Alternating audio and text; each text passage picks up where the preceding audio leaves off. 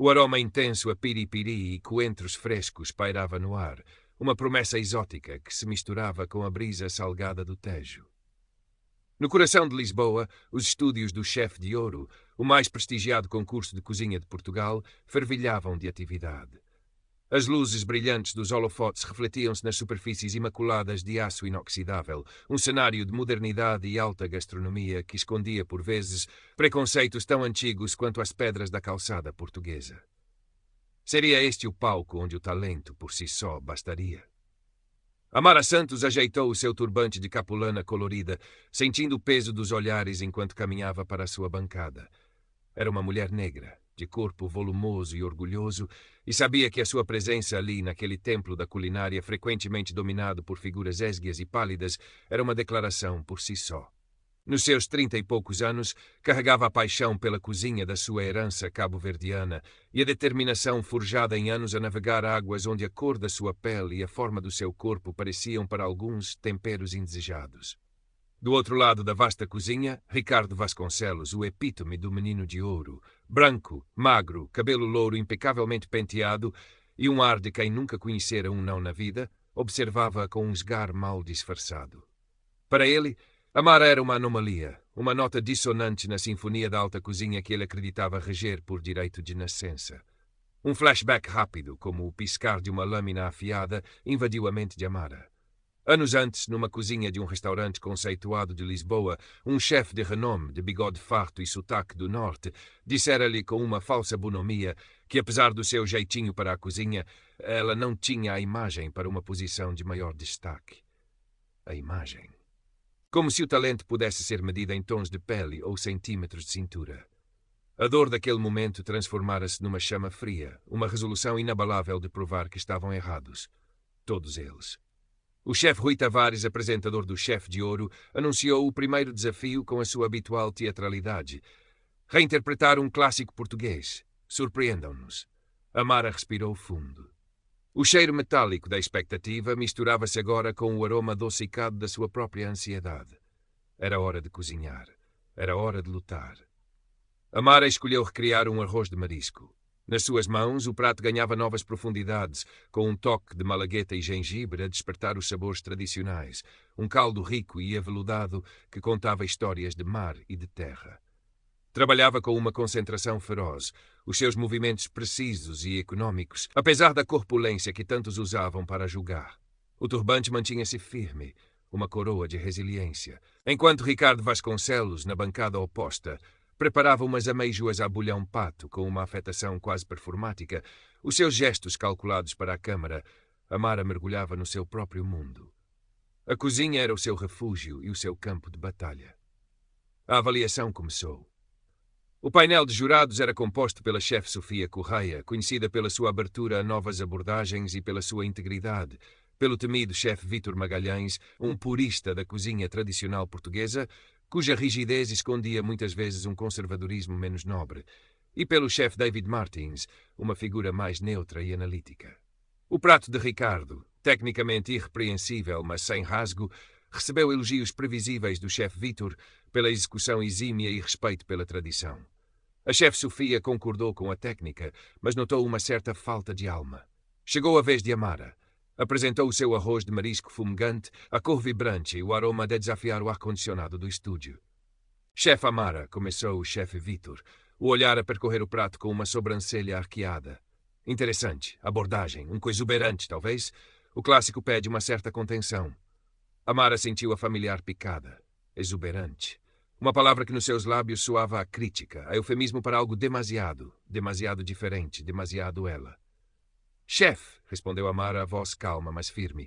Acredito que os clássicos também podem evoluir, respirar novos ares. A minha intenção foi realçar a riqueza do marisco, não escondê-la. A chefe Sofia provou demoradamente. Um brilho surgiu nos seus olhos. Amara, a profundidade deste caldo é notável. Há uma complexidade aqui, uma história que vai além da receita. É audacioso, sim, e muito, muito saboroso. O chefe David anuiu, apreciando a técnica. Mas a semente da dúvida plantada por Vítor pairava. Amara agradeceu, o coração a bater descompassado. Era apenas o começo. Current part characters 4.000, total characters 4.000. As semanas seguintes no Chefe de Ouro transformaram-se num carrossel de emoções e desafios. Amara rapidamente se destacou pela sua criatividade e pela forma como infundia a sua herança afro-lusófona nos pratos, criando fusões inesperadas que dividiam os jurados, mas conquistavam cada vez mais o paladar da chefe Sofia e do público que acompanhava o programa. Pratos como uma moqueca de bacalhau com leite de coco e óleo de palma, ou um caril de cabrito à moda da sua avó cabo-verdiana, reinventado com técnicas de alta cozinha, eram a sua assinatura. Ricardo Vasconcelos, por sua vez, não poupava Amara dos seus comentários ácidos e olhares de superioridade. Nos bastidores, entre os outros concorrentes, insinuava que a comida de Amara era pesada ou pouco refinada, que a sua presença era uma concessão à moda da diversidade. Aquilo não é alta cozinha, é comida de tasca com pretensões, ouviu Amara dizer uma vez a outro concorrente, a voz carregada de desdém. Ela engolia em seco, transformando a raiva numa energia fria que canalizava para os seus tachos e panelas. Foi nesse ambiente tenso que surgiu uma aliança inesperada. Diogo Almeida, um chefe na casa dos 50, com um sorriso cansado mas olhos gentis, natural de uma pequena aldeia no Alentejo, observava tudo com uma calma sábia. Ele próprio sentira na pele o preconceito da capital contra os provincianos no início da sua carreira. Um dia, após uma crítica particularmente injusta do chefe Vítor a um prato de Amara, Diogo aproximou-se dela enquanto lavavam os utensílios. "Não ligues, miúda", disse ele, a voz baixa. "O teu tempero é bom demais para paladares amargos. Eles têm medo do que não conhecem." Amara sorriu, um sorriso genuíno que há muito não surgia. "Obrigada, chefe Diogo." "Diogo, por favor. E tu tens alma na ponta dos dedos. Isso ninguém te tira." A amizade deles floresceu discretamente, um porto seguro no meio da tempestade competitiva. Diogo partilhava a sua experiência, oferecia conselhos práticos sobre a gestão da pressão e, mais importante, lembrava a Amara do seu imenso valor. Num dos desafios de técnica, que envolvia a preparação de um consomé límpido e a confecção de delicadas quenelles, Amara executou a tarefa com uma precisão que deixou o chefe Vítor momentaneamente sem palavras. Via-se o suor a escorrer-lhe pela testa, o esforço físico de trabalhar sob pressão, mas as suas mãos eram ágeis e seguras. Ricardo, apesar da sua pose confiante, cometeu um pequeno erro na clarificação do caldo, que não passou despercebido à chefe Sofia. A prova em exterior, no vibrante mercado da Ribeira, foi um ponto de viragem. Os chefes tinham de comprar ingredientes frescos no mercado e criar um prato em bancadas improvisadas. Amara moveu-se pelo mercado com uma energia contagiante, conversando com os vendedores, escolhendo peixes que brilhavam como prata e legumes de cores vivas. O seu à vontade contrastava com o desconforto quase snob de Ricardo, que parecia perdido sem a sua cozinha imaculada. Amara preparou uns filetes de cavala marinados em citrinos e coentros, com um arroz de tomate malandrinho, servidos em folhas de bananeira. O prato, simples na sua essência, mas explosivo no sabor, conquistou o público que assistia e foi efusivamente elogiado pela chefe Sofia. "Isto é Lisboa, Amara. Fresco, vibrante, cheio de alma." Ricardo, sentindo a sua posição ameaçada, começou a recorrer a táticas mais baixas.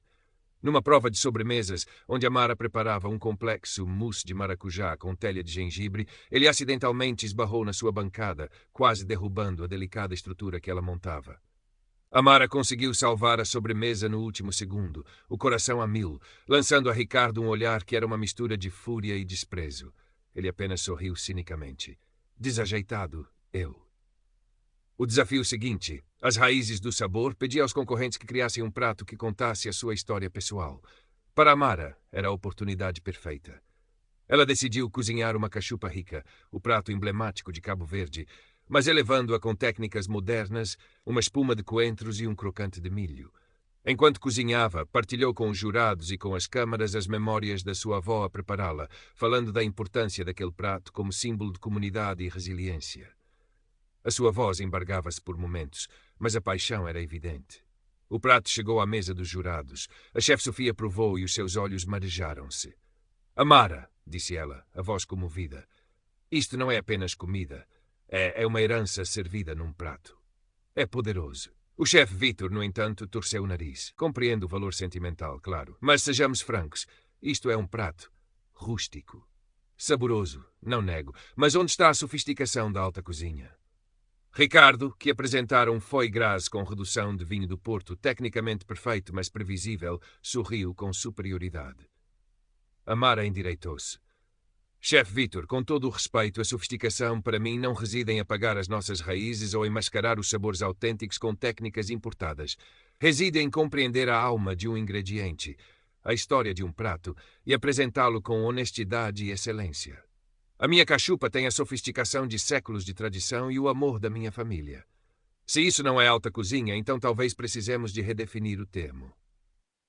Um silêncio tenso instalou-se no estúdio. A chefe Sofia olhava para Amara com admiração. Até o chefe David pareceu impressionado com a sua frontalidade. Aquele dia, Amara não ganhou a prova, mas sentiu que ganhara algo mais importante, a sua voz. Current Part Characters, Total Characters, 8.000. Apesar da sua crescente popularidade junto do público e do apoio da chefe Sofia, o caminho de Amara no chefe de ouro continuava a ser uma subida íngreme. O chefe Vítor mantinha-se implacável nas suas críticas, sempre encontrando um detalhe para diminuir o trabalho dela, e Ricardo Vasconcelos parecia ter como missão pessoal minar a sua confiança. Houve noites em que Amara regressava ao seu pequeno apartamento alugado nos Anjos, o corpo exausto e a alma ferida.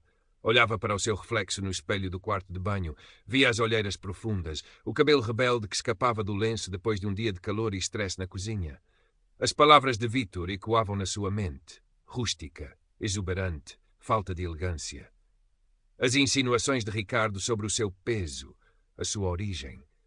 Por momentos, a dúvida instalava-se como uma névoa fria. Seria ela boa o suficiente? Estaria a iludir-se? Talvez eles tivessem razão. Talvez aquele mundo não fosse para ela. Numa dessas noites, depois de uma prova particularmente desgastante, onde um erro mínimo quase a eliminara, Amara sentou-se na sua cama, o telefone na mão, pronta para ligar à mãe e dizer que ia desistir. As lágrimas teimavam em cair. Foi então que viu uma mensagem de Diogo.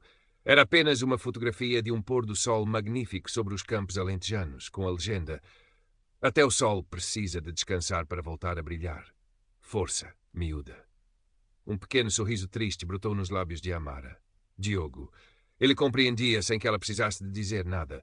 Lembrou-se também das palavras da sua avó, ditas há muitos anos, enquanto lhe ensinava a fazer mcamba, o pão de milho tradicional. Amara, neta, a vida é como esta massa. Às vezes precisa de ser sovada, de levar uns murros para crescer forte e saborosa. Não tenhas medo da luta. Respirou fundo. Enxugou as lágrimas. Não ia desistir. Eles não lhe iam roubar o sonho. A partir daquele dia, algo mudou em Amara. A vulnerabilidade ainda lá estava, mas por cima dela crescia uma camada de aço. Começou a usar as críticas não como espelhos da sua suposta inadequação, mas como prova da mesquinhez alheia. Começou a responder ao chefe Vítor com uma segurança tranquila, defendendo as suas escolhas culinárias com argumentos técnicos e paixão genuína. Ignorava os comentários de Ricardo com um silêncio que o desarmava mais do que qualquer insulto. Entretanto, a sua autenticidade e o seu talento começavam a gerar um burburinho fora do estúdio. Um influente blogueiro de gastronomia de Lisboa, Tiago Neto, conhecido pela sua independência e paladar apurado, começou a dedicar posts à participação de Amara. Num artigo intitulado "O tempero secreto do chefe de ouro, preconceito ao paladar", Tiago elogiava a coragem e a criatividade de Amara e questionava abertamente a aparente parcialidade de algumas avaliações dos jurados. O artigo tornou-se viral, gerando um debate aceso nas redes sociais sobre diversidade e justiça no mundo da alta cozinha portuguesa. De repente, Amara não estava mais sozinha na sua luta. Tinha uma legião de apoiantes anónimos a torcer por ela. A produção do programa, atenta à crescente popularidade de Amara e à controvérsia em torno do chefe Vítor, começou a dar-lhe mais destaque nas edições. As suas histórias, a sua ligação à cultura cabo-verdiana, a sua paixão contagiante pela comida, tudo isso era explorado, criando uma narrativa poderosa de superação. Ricardo Vasconcelos observava esta mudança com um misto de inveja e fúria. Ele, o herdeiro de uma linhagem de gastrônomos, o menino bonito da culinária lisboeta, estava a ser ofuscado por uma cozinheira como Amara. Era intolerável. A sua hostilidade tornou-se mais aberta, os seus comentários mais cortantes, mas Amara, agora fortalecida pela sua nova resolução e pelo apoio que sentia, rebatia-os com uma calma desconcertante. Num desafio que exigia a criação de um prato inovador, utilizando apenas ingredientes sustentáveis e de pequenos produtores locais, Amara brilhou.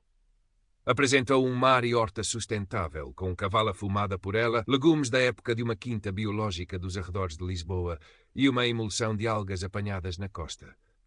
O prato era uma ode à simplicidade inteligente e ao respeito pelo produto. Ricardo, por outro lado, tentou impressionar com ingredientes caros e técnicas rebuscadas, mas o seu prato pareceu forçado e desconectado do tema. Desta vez, até o chefe Vítor teve de admitir, ainda que a contragosto, a excelência do trabalho de Amara. Devo reconhecer, chefe Amara, que este prato demonstra uma maturidade e uma compreensão do tema notáveis. Amara sorriu. Um sorriso de quem sabe o caminho que percorreu para ouvir aquelas palavras. A competição afunilava. Restavam apenas 4 concorrentes. A tensão era quase insuportável. Amara sabia que a grande final estava ao seu alcance, mas também sabia que os obstáculos seriam cada vez maiores. A semifinal do Chefe de Ouro chegou com uma aura de solenidade e expectativa palpável. Dos 4 semifinalistas, apenas 2 iriam disputar o cobiçado título. O desafio proposto era um dos mais temidos: criar um menu de degustação completo, entrada, prato principal e sobremesa, que refletisse a identidade culinária de cada chefe e a sua visão para o futuro da gastronomia portuguesa. Tinham 5 horas. O estúdio estava mais silencioso do que o habitual. A concentração dos chefes cortava o ar como uma faca bem afiada. Amara sentia um turbilhão de emoções. Medo, excitação, a responsabilidade de representar não apenas a si mesma, mas todos aqueles que viam nela um farol de esperança. Olhou para a sua bancada, para os ingredientes frescos que escolhera com tanto cuidado. Santola da nossa costa, cherne suculento, maracujás da Madeira, malaguetas picantes e ervas aromáticas que lhe lembravam o quintal da sua avó em Cabo Verde. O seu menu seria uma viagem, uma fusão das suas 2 casas, Portugal e África. Ricardo Vasconcelos, na bancada ao lado, exibia uma confiança quase arrogante. O seu menu prometia uma reinterpretação moderna dos clássicos franceses com um toque português. Uma descrição que, para Amara, soava mais a pretensão do que a verdadeira inovação. Os outros 2 concorrentes, a tímida mas talentosa Joana e o experiente Miguel, pareciam sentir a pressão de forma mais visível. As horas voaram num frenesim de cortes precisos, panelas a silvar, aromas complexos a entrelaçarem-se. Amara movia-se com uma graciosidade surpreendente para a sua estatura, cada gesto imbuído de propósito. Havia uma dança na sua forma de cozinhar, uma ligação íntima com os ingredientes. Preparou uma entrada de santola desfiada com citrinos e coentros, seguida de um cherne assado em folha de bananeira, com molho de muamba cremoso e arroz de coco e gengibre. Para a sobremesa, um audacioso semifrio de maracujá com praliné de amendoim e picante de malagueta. Ricardo, por sua vez, optou por um bisque de lavagante, um confite de pato com batata dauphinoise e molho de laranja e um crème brûlée de baunilha de Madagascar. Pratos executados com a técnica que lhe era reconhecida, mas que, para um olhar mais atento, careciam da paixão que emanava da bancada de Amara. A meio da prova, um pequeno desastre. Ao tentar flambear um ingrediente, Ricardo deixou que as chamas subissem demasiado, queimando ligeiramente uma parte do seu molho de laranja. Praguejou em voz baixa, o rosto contorcido numa máscara de fúria. Amara, por instinto, olhou na sua direção, mas rapidamente voltou ao seu trabalho. Não ia deixar que nada a distraísse. A prova terminou. Os chefes estavam exaustos, cobertos de suor, mas com os olhos brilhantes de adrenalina. A avaliação começou por Joana e Miguel, que apresentaram pratos competentes, mas sem o brilho necessário para uma final.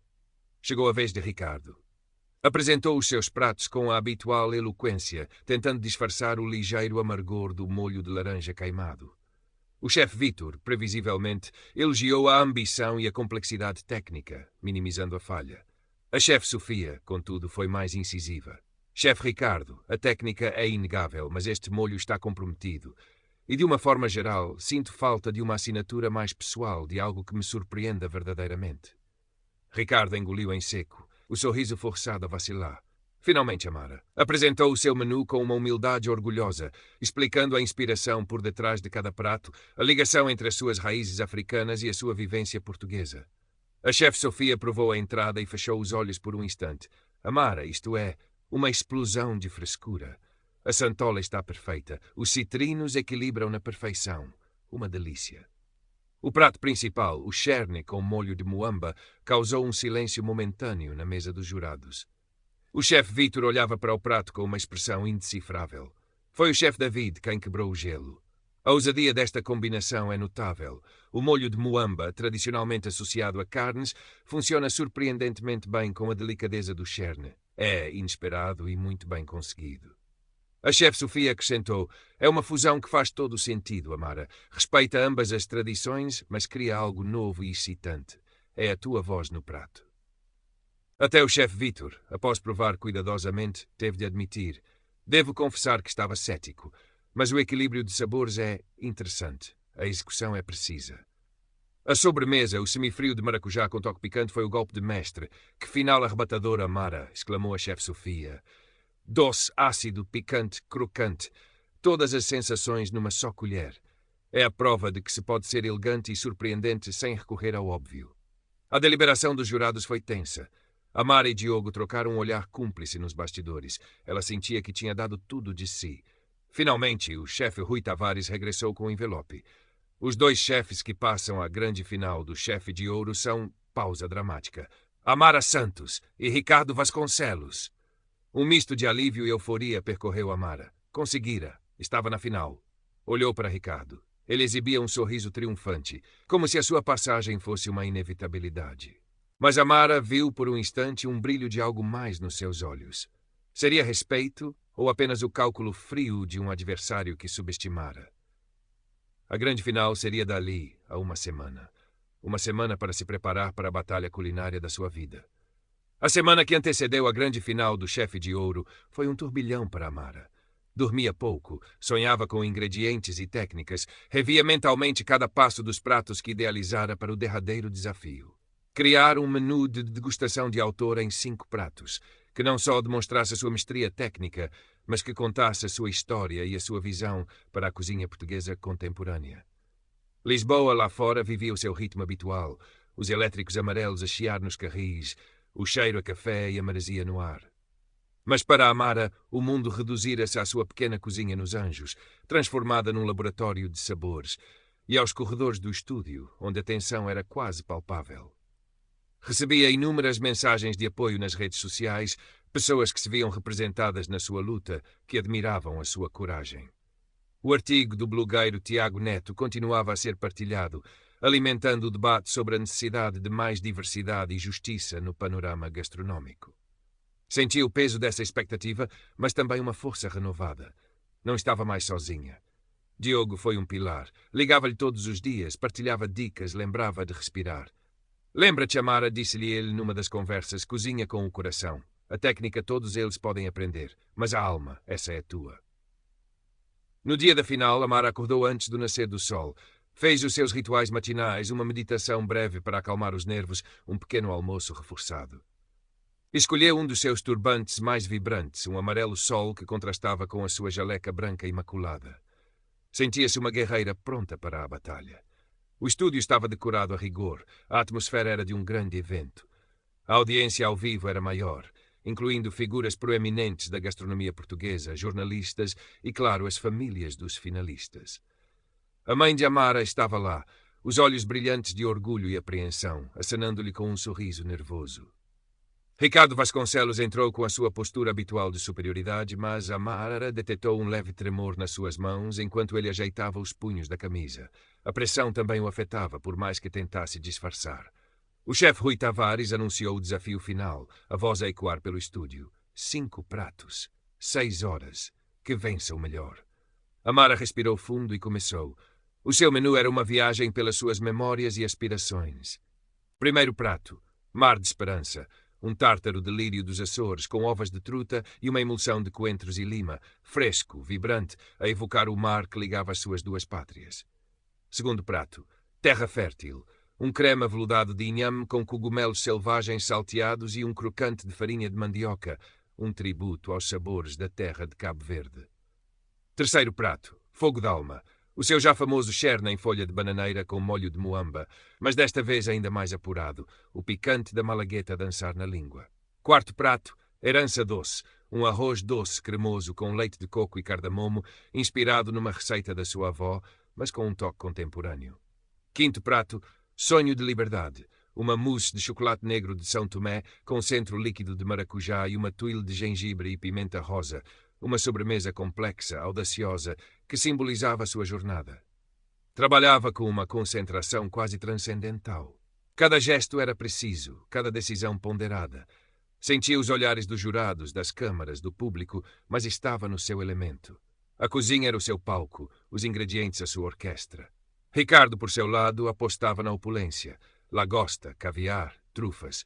Pratos tecnicamente complexos, mas que para Amara pareciam mais uma demonstração de estatuto do que uma expressão de verdadeira criatividade.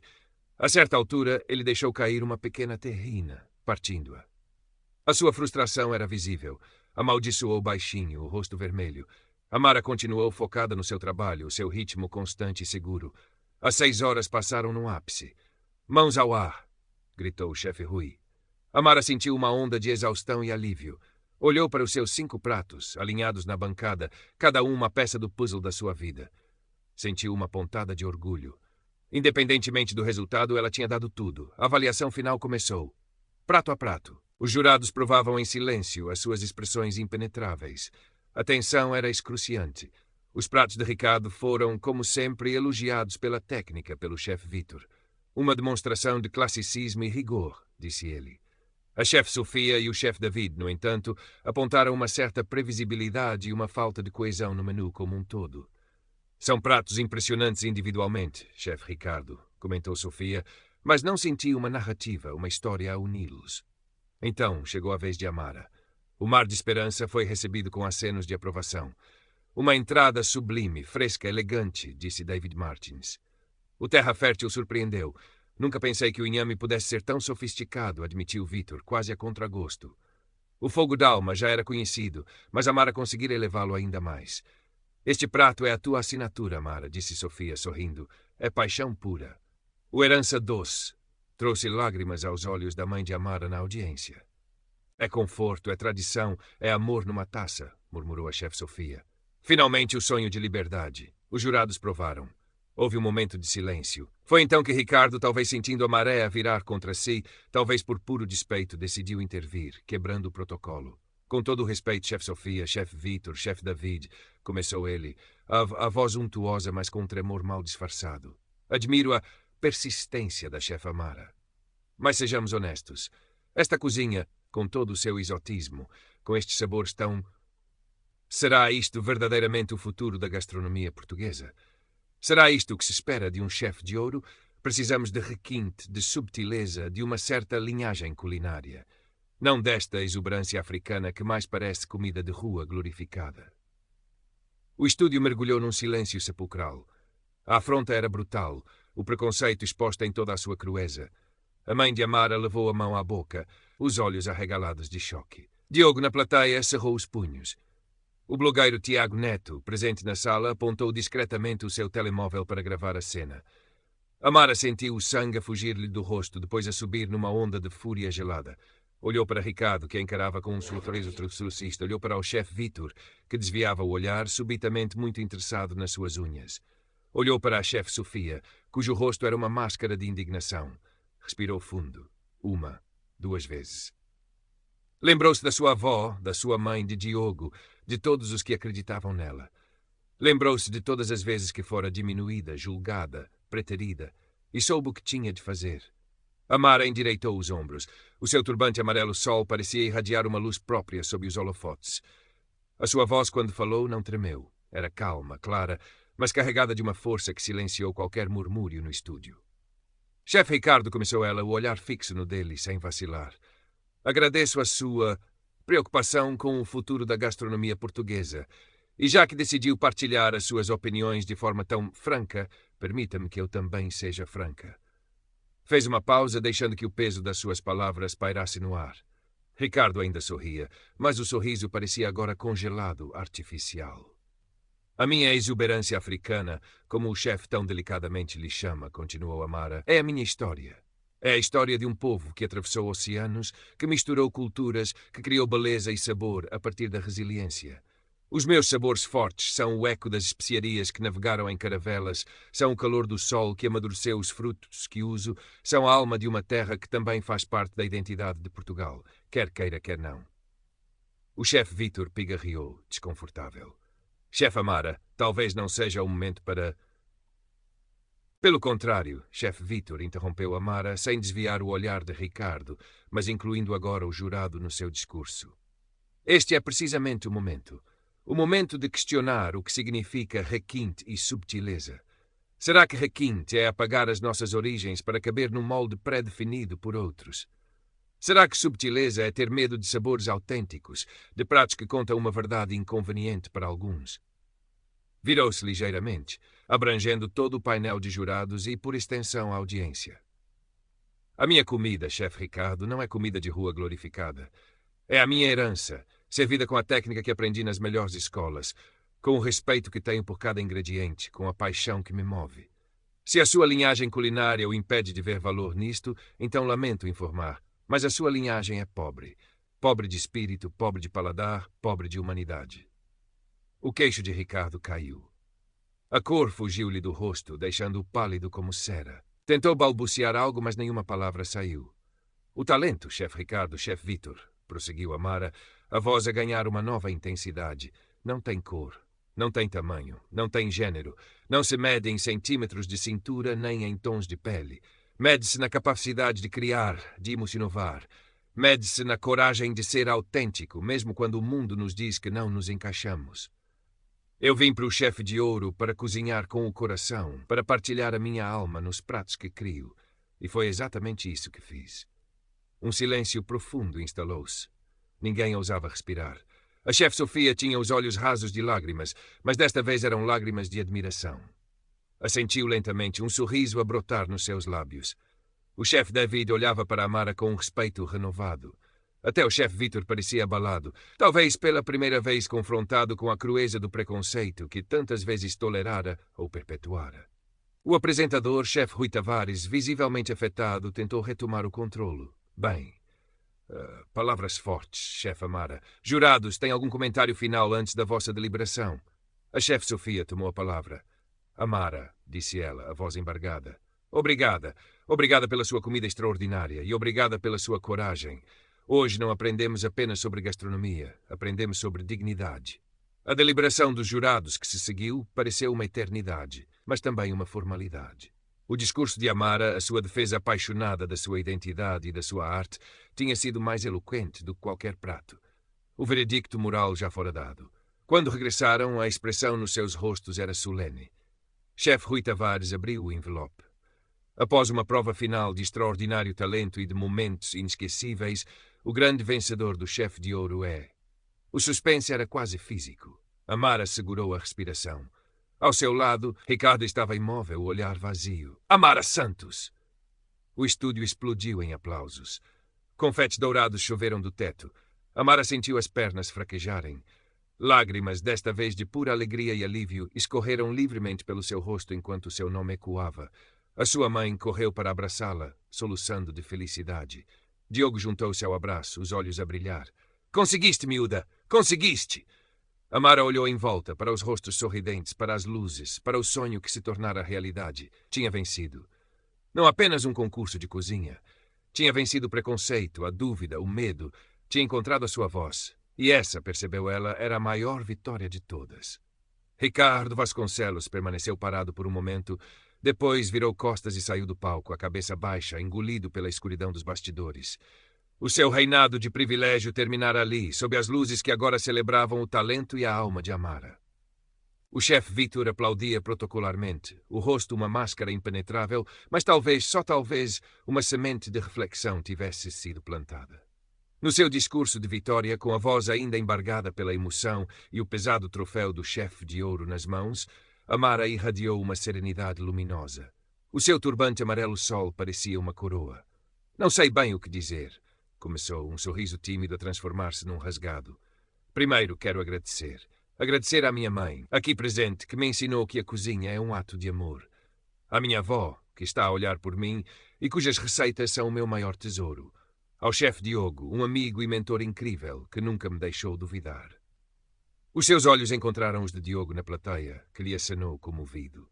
Quero agradecer à chefe Sofia, continuou, virando-se para a jurada, pela sua abertura, pela sua justiça, por ver para além das aparências. E agradecer também ao chefe David e até ao chefe Vítor, porque cada crítica, cada desafio, tornou-me mais forte. Esta última menção foi dita com uma generosidade que surpreendeu alguns, mas que demonstrava a sua grandeza de espírito. Fez uma pausa, o olhar a percorrer a audiência, as câmaras. Este prémio é muito mais do que um troféu para mim. É a prova de que os sonhos podem, sim, realizar-se, mesmo quando nos dizem que não somos suficientes, que não nos encaixamos, que não pertencemos. A sua voz ganhou firmeza.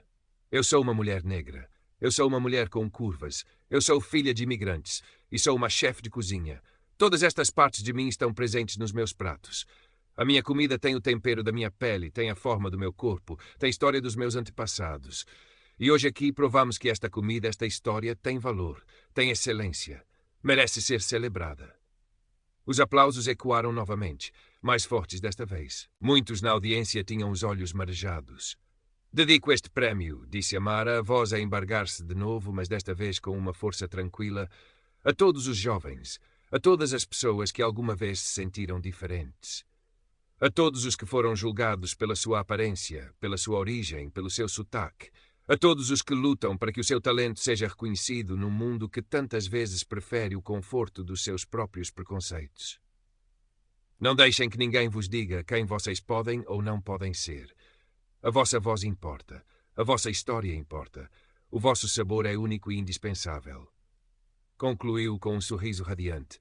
Que a nossa cozinha, a nossa arte, a nossa presença continuem a temperar o mundo com mais justiça, mais diversidade e muito, muito mais sabor. Obrigada. Nos meses que seguiram à sua vitória estrondosa no Chefe de Ouro, a vida de Amara Santos transformou-se. De uma chefe talentosa, mas relativamente desconhecida, tornou-se um nome sonante na gastronomia portuguesa, um símbolo de resiliência e mudança. O vídeo do seu confronto final com Ricardo e do seu discurso de vitória acumulou milhões de visualizações, inspirando um debate nacional sobre preconceito e representatividade em várias áreas, não apenas na culinária. Ricardo Vasconcelos desapareceu discretamente da cena pública. Rumores diziam que se retirara para a propriedade da família no Douro, a sua carreira promissora manchada pela arrogância e pelo preconceito que demonstrara. O chefe Vítor Magalhães foi afastado das edições seguintes do Chefe de Ouro, substituído por uma nova geração de chefes mais abertos à diversidade de sabores e de pessoas. Amara, fiel à sua promessa, usou parte do prémio para concretizar o seu maior sonho. Após meses de trabalho árduo, de procura do espaço perfeito, de seleção de uma equipa que partilhasse a sua visão, nasceu em Alfama, num beco charmoso com vista para o Tejo, o Amara Cozinha d'Alma. O restaurante era um reflexo dela, acolhedor, vibrante, autêntico. As paredes eram adornadas com arte africana contemporânea e fotografias a preto e branco da sua família. Das colunas saía uma mistura suave de morna cabo-verdiana e fado. E da cozinha, o coração pulsante do espaço, emanavam aromas que eram uma promessa de viagem e de conforto. O menu era uma celebração da sua identidade culinária afro-lusófona. Pratos como a moqueca de garoupa com camarão tigre e farofa de dendê, o cabrito estufado à moda da ilha de Santiago com xerém, ou a sobremesa que se tornara a sua imagem de marca, sonho de liberdade, atraía uma clientela diversificada. Lisboetas curiosos, turistas encantados e muitos jovens chefes e cozinheiros que viam em Amara uma mentora e uma inspiração. Diogo Almeida, o seu fiel amigo, era um consultor frequente, provando novos pratos, partilhando a sua sabedoria e ocasionalmente ajudando na cozinha nas noites mais movimentadas, sempre com o seu sorriso tranquilo e o seu humor alentejano. O Amara Cozinha d'Alma não tardou a tornar-se um dos restaurantes mais falados e elogiados de Lisboa. As críticas eram entusiastas, celebrando não apenas a comida excepcional, mas também a história e a alma que Amara infundia em cada criação. Recebeu prémios, distinções, mas para Amara a maior recompensa era ver as mesas cheias, as pessoas a partilhar refeições e conversas, a sentir-se em casa no seu espaço. Era ver jovens cozinheiros de todas as origens a candidatarem-se para trabalhar na sua equipa, inspirados pela sua trajetória. Numa tarde soalheira de primavera, Amara estava na sua cozinha, a supervisionar a preparação para o serviço da noite, O cheiro a especiarias e a ervas frescas enchia o ar. Olhou pela janela da cozinha, que dava para uma pequena praça onde crianças brincavam. Sentiu uma profunda gratidão. O caminho fora árduo, as cicatrizes do preconceito ainda existiam, mas ela estava ali, a fazer o que amava nos seus próprios termos. Lembrou-se da Danielle Grayson, da história que a mãe lhe contara, a CEO que se disfarçara para expor a injustiça no seu próprio banco. Ambas, à sua maneira, tinham lutado contra o mesmo inimigo. O preconceito que julga pela capa, que nega oportunidades, que tenta silenciar vozes. Amara não precisara de se disfarçar. A sua batalha fora travada à luz do dia, com a sua pele, o seu corpo, a sua história como armas e como estandarte. Um jovem aprendiz de cozinheiro, de olhos brilhantes e cabelo rasta, aproximou-se dela com hesitação, mostrando-lhe um prato que estava a tentar aperfeiçoar. Amara provou, sorriu e deu-lhe um conselho gentil, mas assertivo. Viu nos olhos dele a mesma chama que ardera nela. A luta continuava, sabia-o bem. O preconceito não desaparecia por magia. Mas ali, na sua cozinha, no coração de Lisboa, Amara Santos plantara uma semente de mudança. Uma semente regada com talento, resiliência e uma fé inabalável no poder da alma e do sabor para unir as pessoas. À entrada do restaurante, uma pequena placa de ardósia, escrita à mão com giz colorido, resumia a filosofia do lugar. Amara, cozinha da alma. Aqui todos os sabores são bem-vindos. E de facto eram. O sucesso do Amara, cozinha da alma, transcendia as críticas gastronómicas e as estrelas que começavam a ser cobiçadas por outros chefes. Tornou-se um ponto de encontro, um espaço onde as diferenças eram celebradas. Amara fazia questão de que a sua equipa refletisse essa diversidade, contratando talentos de várias origens, géneros e experiências de vida. As suas reuniões de equipa eram frequentemente sessões de brainstorming criativo, onde todos eram encorajados a partilhar as suas ideias e tradições culinárias. Para além do restaurante, Amara tornou-se uma voz ativa na promoção da igualdade e da inclusão na indústria da restauração e fora dela. Participava em conferências, dava entrevistas, apoiava projetos sociais que ajudavam jovens de meios desfavorecidos a encontrar o seu caminho na gastronomia. Nunca esquecera as dificuldades que enfrentara e sentia que era sua responsabilidade abrir portas para outros. Numa noite particularmente movimentada no restaurante, enquanto Amara circulava pelas mesas cumprimentando os clientes, uma figura familiar chamou-lhe a atenção. Era a chefe Sofia Correia, acompanhada pelo blogueiro Tiago Neto. "Amara, minha querida!" exclamou Sofia, levantando-se para a abraçar. "Que lugar maravilhoso criaste! A energia, os aromas... Tudo aqui respira a tua alma." "Obrigada, chefe Sofia. A sua presença aqui significa muito para mim", respondeu Amara, genuinamente comovida. Tiago Neto sorriu. "O teu sucesso não é surpresa para quem te acompanhou, Amara. És a prova de que o talento autêntico, quando aliado à coragem, não pode ser contido." Conversaram animadamente sobre os novos pratos de Amara, sobre os desafios da indústria, sobre as mudanças que lentamente começavam a surgir. Sofia contou que o chefe de ouro, após a polêmica edição em que Amara vencera, estava a passar por uma profunda reestruturação, com um foco renovado na diversidade dos concorrentes e na imparcialidade dos jurados. "A tua vitória abalou as estruturas, Amara, para melhor." Mais tarde, nessa mesma noite, já depois do último cliente ter saído e a cozinha estar a ser limpa, Amara sentou-se por um momento numa das mesas vazias, uma taça de chá de cidreira fumegante nas mãos. Olhou em volta para o seu restaurante, para as fotografias nas paredes, para os pequenos detalhes que o tornavam seu. Sentia um cansaço bom, o cansaço de quem trabalha com paixão e propósito. Lembrou-se de Ricardo Vasconcelos. Soubera por alto que ele tentara abrir um pequeno bistrô no Porto, mas que o projeto não vingara. A sombra do escândalo no chefe de ouro e talvez a sua própria incapacidade de se reinventar para além da arrogância tinham-lhe selado o destino. Amara não sentia prazer na sua queda. Apenas uma constatação melancólica de como o preconceito podia destruir não só as suas vítimas, mas também quem o praticava. Pensou também no chefe Vítor. Ele nunca lhe pedira desculpa diretamente, mas Amara soube que ele se reformara mais cedo do que o previsto, afastando-se do mundo da alta competição. Talvez o confronto com Amara o tivesse forçado a encarar verdades desconfortáveis. Ou talvez não.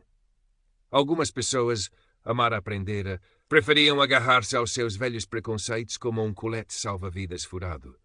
O seu telemóvel vibrou. Era uma mensagem de um dos seus jovens aprendizes, um rapaz angolano chamado Kelv, que lhe agradecia a oportunidade e partilhava com entusiasmo uma ideia para um novo prato que misturava influências da sua terra com técnicas que aprendera com Amara. Amara sorriu. Era isto. Era este o legado que queria construir. Não apenas um restaurante de sucesso, mas um espaço onde novos talentos pudessem florescer, onde novas histórias pudessem ser contadas através da comida. Um lugar onde o tempero secreto fosse sempre o respeito, a autenticidade e a celebração da diversidade humana. No exterior, a noite lisboeta envolvia a Alfama num manto de silêncio e magia. O Tejo, ali perto, corria para o mar, levando e trazendo histórias, tal como agentes que chegavam e partiam daquela cidade de encontros. Amara Santos, a chefe da Alma, sabia que a sua própria história era apenas um capítulo na longa narrativa da luta por um mundo mais justo e saboroso.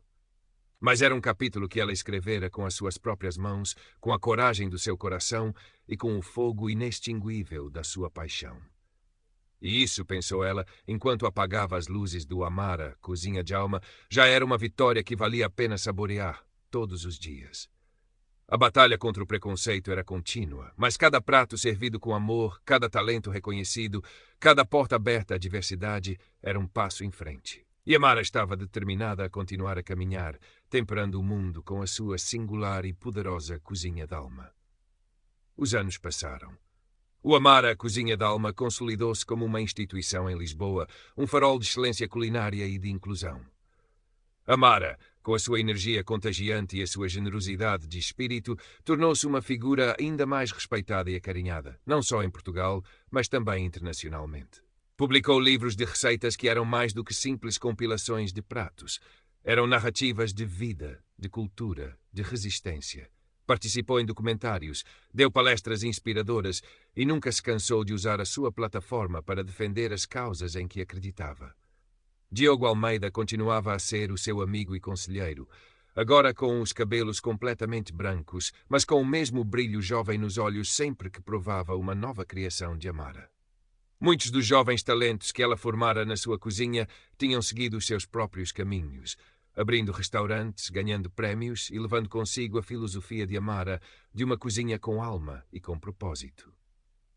Kelv, o jovem aprendiz angolano, era agora um chefe promissor, com um pequeno restaurante muito popular na margem sul, onde fundia com mestria os sabores de Angola e de Portugal. Numa tarde de outono, enquanto Amara revia os menus para a nova estação, recebeu um convite inesperado.